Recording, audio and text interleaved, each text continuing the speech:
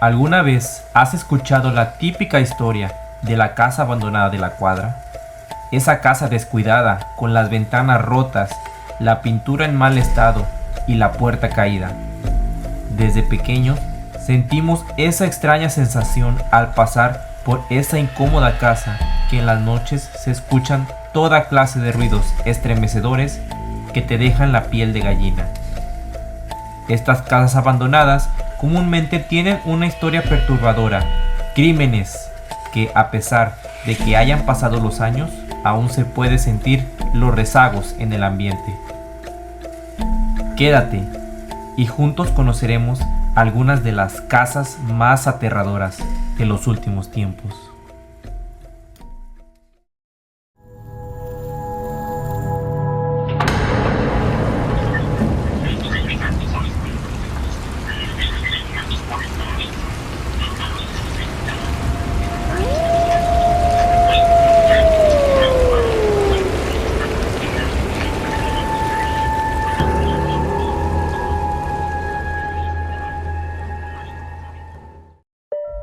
La casa de los tubos. En los años 70, en el norte de México, en una ciudad rodeada por grandes montañas, Monterrey, una familia de clase social alta buscaba construir su futura vivienda. El padre de esta familia tenía una clara idea en la mente.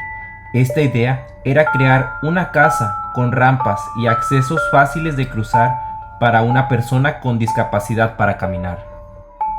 Resulta que la hija de la familia era una niña casi adolescente con discapacidad motriz, que al no poder caminar se le dificultaba mucho poder transportarse de un lugar a otro. Su padre, al querer hacer la vida más fácil para su pequeña hija, decidió construirle una casa en la que ella se pudiera mover libremente sin ninguna limitación por su silla de ruedas. Entonces, la idea ya estaba planteada. Una casa tubular, con rampas por todas partes y ventanas grandes con vistas increíbles de la ciudad, para que su hija se sintiera lo mejor posible dentro de lo que sería su nuevo hogar. La construcción de la casa comenzó. El lugar seleccionado era contra la Silla, a faldas del Cerro de la Silla. En poco tiempo, se empezó a materializar el proyecto y los vecinos y personas que pasaban por el lugar podían notar lo imponente que se veía la casa. Pero lo que no notaba la gente por fuera era que por dentro los trabajadores empezaron a notar una vibra extraña. Era como un lugar que no daba buena espina. Una vibra oscura se podía sentir en el ambiente de esa casa. Cuando la casa estaba casi por terminar, el padre llevó a su hija a conocerla. La niña, muy emocionada por lo que sería su próximo hogar, recorría en su silla de ruedas fácilmente por los corredores del lugar. En un descuido del padre, la niña se perdió por los rincones de esta enorme casa. Se encontraba en el piso más alto, con la mejor vista de todo el proyecto.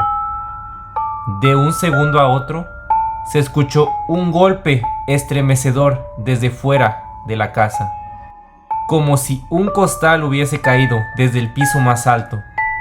El padre, en un primer instinto, llamó a su querida hija. Al no tener una respuesta de ella, el padre temerosamente se asoma por una de las ventanas de la casa para ver qué es lo que había sido ese golpe, como si él ya intuyese lo que hubiera pasado. Para desgracia de él, observó el cuerpo de su hija ya desvivida en el piso de la calle de enfrente. La niña había perdido el control de su silla, resbalando por la ventana más grande de toda la casa, siendo ese su último día. Al pasar las semanas, se decidió que, aunque la hija, que era la razón principal de la arquitectura de la casa, ya no estaba, se continuaría con la construcción de esta. Lo que nadie se imaginaba es que eso solo había sido el comienzo de una serie de desgracias que ocurrirían en esa casa. Una noche, Cuando los trabajadores ya estaban a punto de terminar, un empleado estaba realizando el monitoreo diario de la obra. Cuando le tocó subir al último piso, los demás obreros se encontraban abajo preparando todo para su salida. Fue en ese momento en el que todos escucharon un estruendo proveniente de afuera. Un golpe que se escucha cuando algo cae fuertemente en el piso. El empleado de la construcción había tenido el mismo destino de la hija de la familia. La familia y todos los trabajadores, al haber presenciado el mismo accidente 2 veces, decidieron abandonar la obra. El ambiente de la casa de los tubos ya era muy turbio. Era como si esa casa estuviera maldita o alguna entidad maligna no quería que nadie profanara su espacio.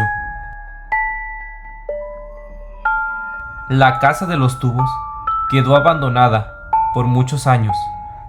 Muchas son las leyendas que dentro de esa casa se escuchaban gritos de sufrimiento y que por sus alrededores aún se podía ver la silueta de una niña vagando por ella.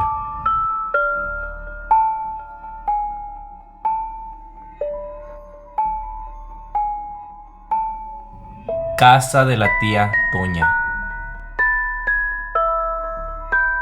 En medio del bosque de Chapultepec, en México, una mujer solitaria de edad avanzada que había heredado una buena fortuna y una grande casa en una colonia de prestigio, se dedicaba a ayudar a niños callejeros, llevándolos a vivir con ella en su grande casa, para darles techo y comida. Se dice que ella estuvo sus últimos años cuidando de muchos niños, pero como ella era ya una mujer mayor, no podía dar el cuidado debido a todos los niños. Con el tiempo, esto ocasionó que la casa se saliera de control y que los niños se la pasaran teniendo peleas y portándose mal, alterando la mente de la mujer, quedando cada vez más enloquecida. La tía Toña, al ser una señora senil, con poca paciencia, decidió un día desvivir a todos los niños que vivían con ella. Al darse cuenta de lo que había hecho, quiso tratar de esconder las atrocidades y arrojó todos los cuerpos a un acantilado que se encontraba enfrente de esa casa, para que los cuerpos fueran llevados por el río. Pasaron los días y la tía Toña no podía con la conciencia por las atrocidades que había cometido a todos esos niños que ella misma había adoptado. Fue entonces que una noche ella decide terminar con su propia vida para terminar con la culpa que llevaba por dentro, lanzándose al mismo barranco donde ya hacían los cuerpos de los infantes. Cuando la noticia se dio a conocer, muchas personas quisieron poder llegar a la casa de la tía Toña para poder conocer el lugar donde había ocurrido estos crímenes, pero desgraciadamente, cuando alguien se aventuraba a buscar por esta casa, terminaba cayendo al mismo barranco donde ocurrió esta historia. La casa había quedado maldecida por el alma de la tía Toña, y cualquiera que se atreviera a querer entrar en ella iba a terminar con el mismo destino. Casa de Arramberry. En el año de 1933, en el centro de la ciudad de Monterrey, se cometió un asesinato que estremeció a todo el país de esa época. En una casa, ubicada en la calle Arramberry, se realizó un asesinato a 2 mujeres a sangre fría. Madre e hija habían sido asesinadas en su propia casa. A las primeras horas del día 5 de abril de 1933, don Delfino Montemayor se despedía de su esposa para poder irse a trabajar a Aceros Fundidora. Esa noche, don Delfino, al terminar su turno de trabajo y regresar a su hogar, estaba a punto de presenciar el momento más horrorífico de su vida. Al llegar a su casa, se encontró los cuerpos desvividos de su esposa Antonia Lozano, de 55 años, y su hija Florinda Montemayor, de 22 años. Los reportes policíacos dicen que ellas fueron desvividas de la manera más perturbadora posible. Fueron encontradas desnudas y degolladas, aunque también se cree que también fueron abusadas sexualmente. Además de este crimen, se descubrió que hacía falta dinero y objetos de valor que la familia Montemayor poseía. Al realizarse las investigaciones, las autoridades se percataron que las puertas no habían sido forzadas para entrar, por lo que se dedujo que la persona que había cometido este crimen había entrado con la autorización de las mujeres. Lo que pudo ayudar más con la investigación fue que el oro que tenía la familia no paraba de repetir la frase: "No me mates, Gabriel". Aparte de que se encontró un rastro de sangre por la calle que llegaba hasta una carnicería que pertenecía a Gabriel Montemayor. Fue en ese mismo lugar que se encontraron varias pistas del crimen, como prendas llenas de sangre y una camisa con puños y manotazos marcados en sangre, que eran de las mismas mujeres tratando de defenderse en sus últimos minutos. Después de toda la investigación, se declaró que el asesinato fue cometido por Fernando y Elidorio Montemayor, sobrinos de Delfino, mientras que sus cómplices fueron Gabriel Villarreal, Emeterio González y Pedro Ulloa. Los mismos familiares de don Delfino fueron los responsables del brutal crimen cometido en la casa de Arramberry. Todo solo para poder hurtar bienes materiales que ellos sabían que la familia guardaba, dejando solo y destrozado al padre de familia. Al pasar de los años, la historia de la casa continuó como una leyenda en la ciudad, y la gente que se atrevía a visitarla relata que aún se podían escuchar gritos y lamentos a través de sus paredes, del dolor que sufrieron las dos mujeres. Casa embrujada de Orizaba. Hace 100 años, en la ciudad de Orizaba, una familia adinerada decidió comprar una mansión para poder habitarla. Lo que no se hubieran imaginado es que esto desataría malas envidias que después les costaría muy caro. A esta mansión llegó un hombre a pedir trabajo de mayordomo. La familia, al no contar con un personal de servicio, accedió a contratar a este hombre. Con el tiempo, su nuevo mayordomo se fue ganando la confianza de esta familia, llegando cada vez a realizar tareas más íntimas que al principio no se le permitían. Una de estas tareas fue el labor de la cocina. Fue entonces que el hombre vio su oportunidad y empezó su plan macabro por el cual había llegado a la casa. Una noche, él les prometió una comida exquisita para toda la familia, reuniéndoles a todos para poder disfrutar de esta comida. Lo que ellos no sabían es que esta comida se encontraba envenenada. Al terminar de comer, la familia terminó desmayada para luego terminar con sus vidas. El mayordomo codiciaba la riqueza de esta familia y, guiado por una voz que él decía escuchar en su cabeza, fue que desató este terrorífico plan para poder quedarse con la mansión y los bienes materiales que le pertenecían a la familia. Para poder deshacerse de los cuerpos, pensó en depositarlos en una letrina, pero al no tener el espacio suficiente para contener todos los cuerpos, fue que se le ocurrió utilizar un serrucho para poder hacerlos caber todos ahí. Cuando él se encontraba utilizando el serrucho, un amigo muy cercano de la familia llegaba a la casa de Orizaba a visitarlos, como usualmente lo hacía. Entonces, pensó en darle la sorpresa de su llegada y entrar sin tocar. Horrorizado, el amigo de la familia presenció el acto del mayordomo cortando los cuerpos de todos.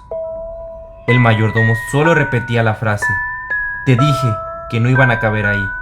Te lo dije. Cállate", y se golpeaba la cabeza repetidamente. El amigo quedó paralizado y al tratar de retroceder, golpeó un florero haciendo un ruido que llamó la atención del mayordomo. Entonces, este empezó a decir: te dije que nos iban a encontrar. No, cállate, nadie lo sabe. Y continuó golpeando su cabeza.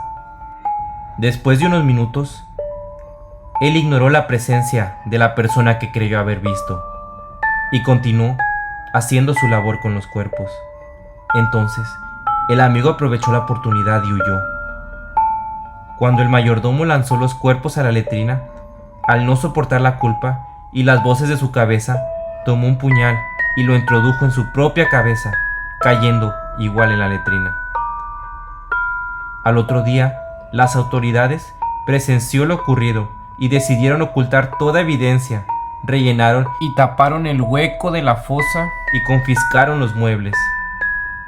La leyenda cuenta que cualquier persona que ha tratado de comprar esta casa ha sido incapaz de poder hacerlo, ya que cuando alguien entra a esta, sufre de mareos, dolores de cabeza e incluso la pérdida de memoria.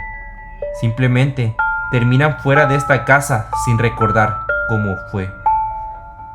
Es como si los entes continuaran habitando la mansión y no quieren que alguna persona física llegue a vivir en lo que fue un día su vivienda. Todas las entidades que siguen rodando en estas casas no han podido descansar en paz. Después de haber vivido esos trágicos finales, ellos parecen haber quedado atrapados en un limbo entre nuestra dimensión y el más allá, rodando en pena por la eternidad. Esto fue todo por el video de hoy. Esto es Viajero Astral. Si deseas ver más contenido conspirativo, suscríbete.